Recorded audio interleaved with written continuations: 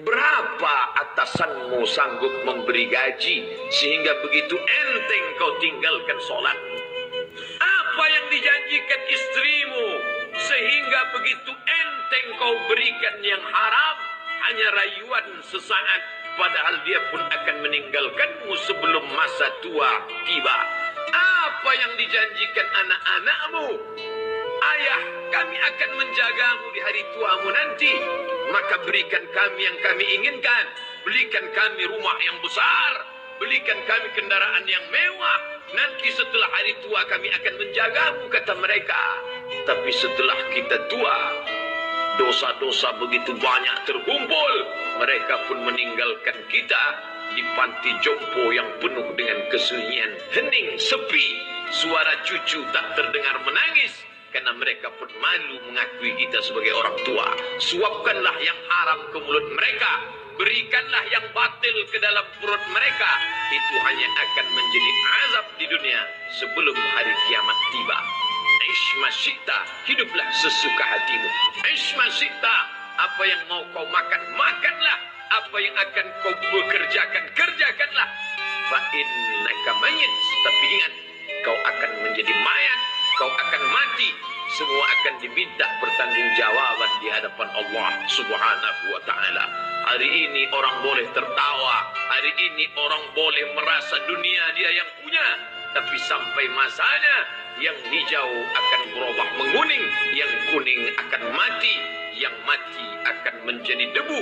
Yang debu ditiup angin hampa tak bermakna. Lalu apa yang akan dibawa menghadap Allah Subhanahu wa ta'ala? Amal saleh. Kalau pernahlah mulut itu membaca sepotong dua potong ayat sebelum berangkat bekerja, kalau sempatlah masuk ke kamar mandi mengambil air wudhu, solat sunat duha sebelum berangkat bekerja, kalau sempatlah ketika duduk dalam suasana santai membuka iPad lalu dibuka Quran digital sambil melihat beberapa ayat merenungkan maknanya mengingat mati. Kalau sempatlah mulut mengucapkan subhanallah wa bihamdihi subhanallahil azim. Kalau sempatlah anak istri dibawa ke masjid iktikaf mendengarkan pengajian. Kalau sempatlah beberapa persen dari pendapatan itu dilimpahkan ke rumah anak yatim panti jompo masjid. Kalau sempatlah beberapa meter tanah dibeli untuk pembebasan mendirikan rumah Allah. Kalau sempat memberikan beberapa karpet untuk rumah yang selalu ditinggalkan. Kalau sempatlah membelikan beberapa kilo beras untuk yatim piatu dan panti jompo. Itulah yang akan menolong di hadapan Allah. Adapun rumah besar dengan beberapa semen, dengan beberapa busi yang banyak, semua akan menjadi tinggal kenangan.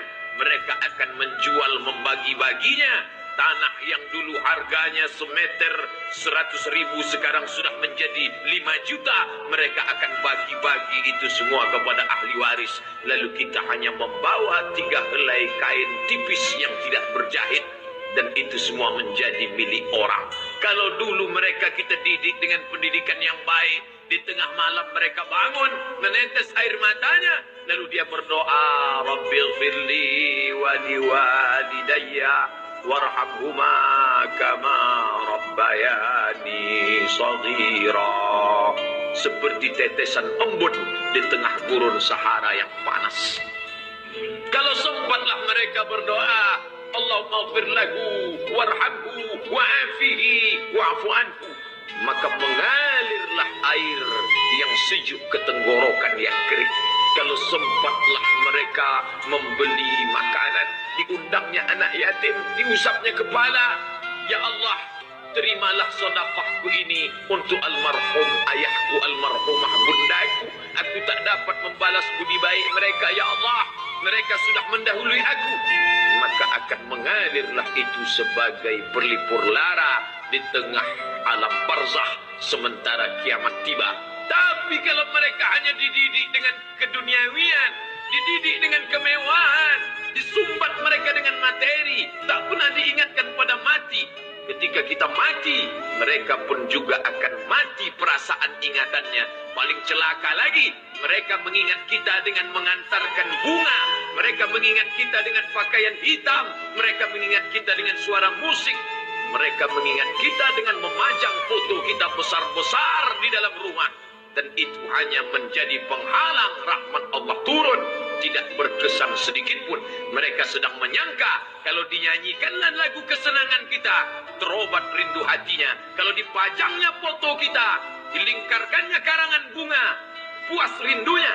Padahal itu tidak membuat pengaruh apapun kepada kita di alam barzakh. Maka sayang, buatlah sayang yang mengingatkan sesudah mati. Kalau rindu, buatlah kerinduan yang membuat dia akan tetap mengalir sebagai satu amal sesudah kematian. Idza matal insan, kalau manusia mati, inqata'a, dulu rajin membaca Quran, berhenti. Dulu rajin salat tahajud, berhenti. Dulu rajin menghatamkan segala yang baik-baik, berhenti. Tapi ada yang tetap mengalir. Di antara yang mengalir itu adalah shadaqatun jariyah. Sempat membelikan beberapa bungkus nasi. Nampak orang tua di panti jompo menyuap nasi itu, menggeletar tangan mereka karena usia lanjut, menetes air mata. Kita bukan sedang melihat orang tua, kita bukan sedang melihat orang lain. Saat itu kita sedang melihat potret diri kita 30 tahun yang akan datang. Di mana aku 30 tahun akan datang? Surga, kenikmatan yang luar biasa. Tapi dia tidak akan dimasuki oleh orang yang biasa-biasa. Solat biasa, baca Quran biasa, zikir biasa, untuk mendapatkan yang luar biasa. Maka itu bukan perimbangan ibadah yang fair. Hanya dengan solat wajib biasa, hanya dengan baca Quran biasa, hanya dengan zikir biasa, hanya dengan sedekah biasa, berharap akan masuk ke dalam surga yang luar biasa, maka sungguh bukan suatu perimbangan